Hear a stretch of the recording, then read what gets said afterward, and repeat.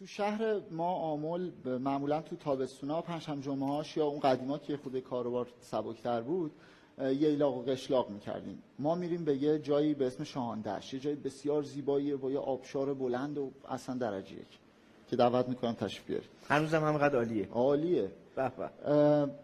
ما یه خونه‌ای داشتیم که این بر اساس این معماری‌های قدیم که معماری آلمانی بود خیلی اتاق زیاد داشت و ما می‌خواستیم بریم شاهاندشت و دنبال کسی می‌گشتیم که از این خونه مراقبت کنه. ما خیلی آدمای ثروتمندی نیستیم ولی اون خونه‌ها این ریختی بود. ما دنبال کسی می‌گشتیم که بتونه بیاد و مراقبت کنه از این خونه در زمانی که ما نیستیم که ناگهان یک خانواده‌ای زنگ در رو زد و گفتن ما کردهای رانده شده از عراق هستیم در زمان صدام حسین سالهای 60-61 و اونا اومدن تو خونه ما و ما سالهای سال با هم زندگی کردیم. شاید از مجموع 20 و چند سالی که اونا در ایران بودن ما 20 سالشو با هم زندگی کردیم. یه خانواده بسیار پرجمعی. 20 سال با هم همخونه شدن. آره این خانواده خیلی جالبه. آره این خانواده فقط یه خانواده مرکزی بود که پر خواهر برادر بقیه. اونا تو خونه ما زن گرفتن، شوهر کردن، از خونه رفتن تا اینکه در نهایت اون خانواده 7 نفره پایانی موند و ما تا همیشه با هم بودیم تا زمانی که اونا برگشتن به عراق و ما هنوز با هم دیگه از طریق صفحه‌های مجازی و اینا در ارتباط هستیم. چه باحال. آره. اسمشون یادته؟ آره چی بگو؟ معلومه. آقا صالح پدر خانواده بود، فیروزه خانم مادر خانواده بود، دخترای بزرگشون آمنه و وفیدا بزرگترین بود. وفیدا یعنی با وفا که متولد عراق بودن. سلیمان پسر وسط بود، یعنی فرزند وسط بود که سر مرز ایران و عراق به دنیا اومده بود که داشتن می اومدن و 2 تا پسر و دختر کوچیکتر که مثلا دیگه همسن و سال من بودن، محمد و گلناز. خیلی جذابه که 2 تا خانواده که هر دو در جنگن در اون زمان. همینطوره.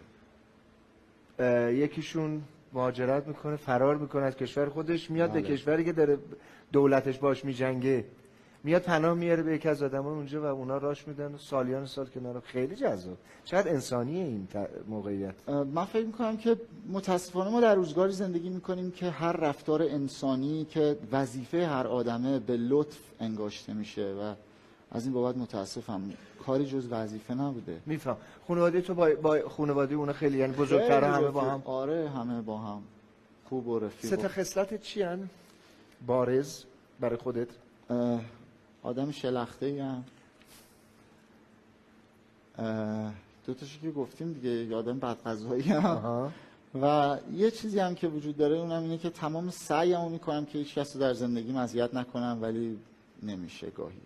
میکنی؟ آره. خیلی دشواره آدم کسی رو نیازاره. آره. من خیلی به روز حساب معتقدم. خیلی. اهل معذرت خواهی هم هستی؟ آره خیلی زیاد. اگه بفهمم که اشتباه کردم حتما.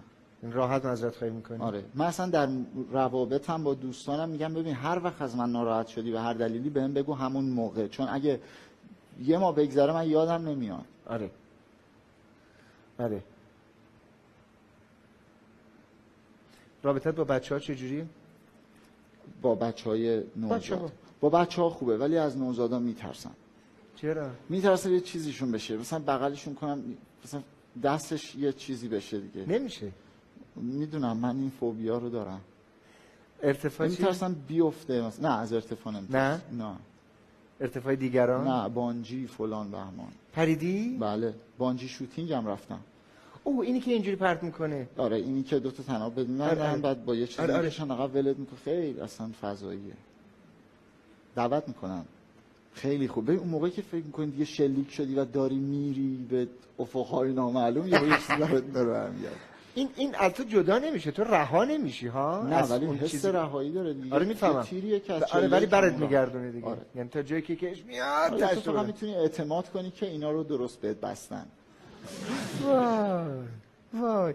یه سنگ کاغذ قیچی با هم بریم. وای بابا عجب داست.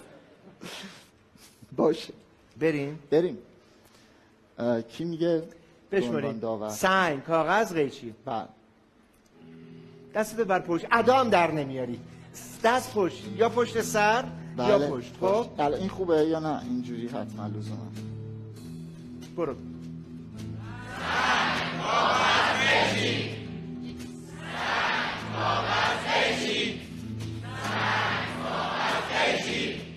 دو یک 5 تایی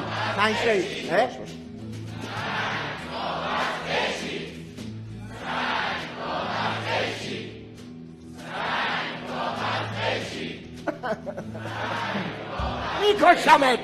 خب چرا نمیاری؟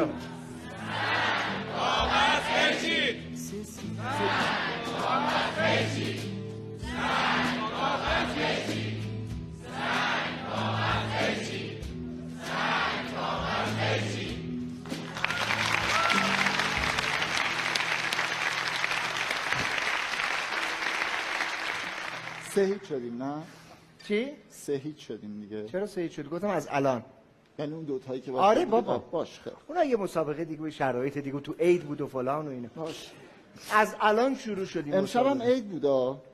بله دیگه عید رو هم تبریک گفتیم. اینم یعنی میخوام اینم بذاریم به حسابمون عید و اینا، دوباره از دفعه بعد که بازونیم 0-0 باشیم.